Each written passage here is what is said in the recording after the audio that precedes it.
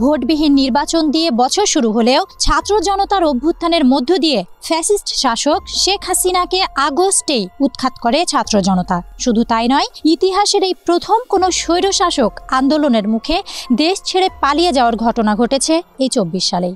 এছাড়াও লাগামহীন দুর্নীতি, বিদেশের টাকা পাচার, দ্রব্যমূল্যের ঊর্ধ্বগতি সহ নানান আলোচিত ঘটনাবলীর মধ্যে উল্লেখযোগ্য কিছু ঘটনার আলোকপাত করা হলো। 7 জানুয়ারি 2024 দ্বাদশ জাতীয় সংসদ নির্বাচন একতরফা অনুষ্ঠিত হয়। বিরোধী দলগুলোর বয়কটের মুখে শেখ হাসিনা নেতৃত্বাধীন আওয়ামী লীগ টানা চতুর্থবারের মতো নির্বাচনে জয়লাভ করে। 10 জানুয়ারি সাংসদরা শপথ গ্রহণ করেন।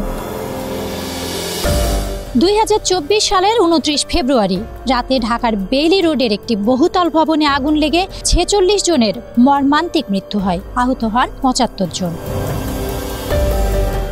12 মার্চ এমভি আবদুল্লাহ নামের একটি জাহাজ মোজাম্বিক থেকে দুবাই যাওয়ার পথে 23 জন বাংলাদেশি নাবিক সহ ছিনতাই করে সোমালিয়ান জলদস্যুরা। 15 এপ্রিল টাকার বিনিময়ে মুক্তি পায় নাবিক সহ জাহাজটি। একই বছর 22 মে ভারতের কলকাতায় আওয়ামী লীগের সংসদ সদস্য আনোয়ারুল আজিমের খণ্ডিত লাশের কিছু অংশ উদ্ধার হয়। 2024 সালের 26 মে সন্ধ্যা থেকে 27 মে সকাল নাগাদ বাংলাদেশে ভয়ঙ্কর আঘাত হানে ঘূর্ণিঝড় রেমাল। ঝড়ের তাণ্ডবে 7 জনের মৃত্যু হয়। জাতীয় রাজস্ব বোর্ডের সদস্য মতিউর রহমানের ছেলে কোরবানির জন্য 12 লাখ টাকায় ছাগল কিনে ব্যাপক সমালোচনায় পড়ে পদ হারান। 9 জুন ঘটে আরও একটি মর্মান্তিক ঘটনা। কক্সবাজারের উখিয়া রোহিঙ্গা ক্যাম্পে পাহাড় ধসে 8 জন রোহিঙ্গা সহ 9 জন নিহত হন।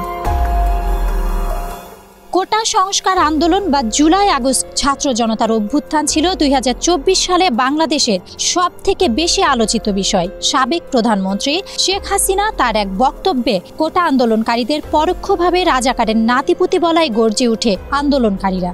এ আন্দোলনে কয়েক হাজার শিক্ষার্থী ও আন্দোলনকারী আহত হওয়ার পাশাপাশি আবু সাইদ ও মীর মুগ্ধ সহ 735 জনের অধিক প্রাণ হারায়।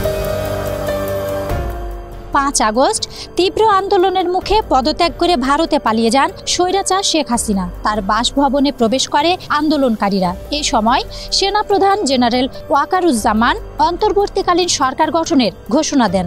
8 আগস্ট প্রফেসর ডক্টর মোহাম্মদ ইউনূসের অন্তর্বর্তী সরকার শপথ গ্রহণ করে।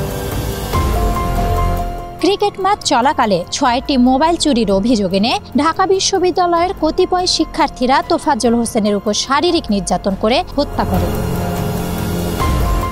জাতীয় পতাকার উপরে গেরুয়া পতাকা উত্তোলনের ঘটনায় রাষ্ট্রদ্রোহের অভিযোগে 25 নভেম্বর চিন্ময়কে ঢাকা মেট্রোপলিটন পুলিশ ঢাকা বিমানবন্দর থেকে গ্রেপ্তার করে। এ ঘটনার জেরে তার সমর্থকেরা আইনজীবী সাইফুল ইসলাম আলিফকে কুপিয়ে হত্যা করে।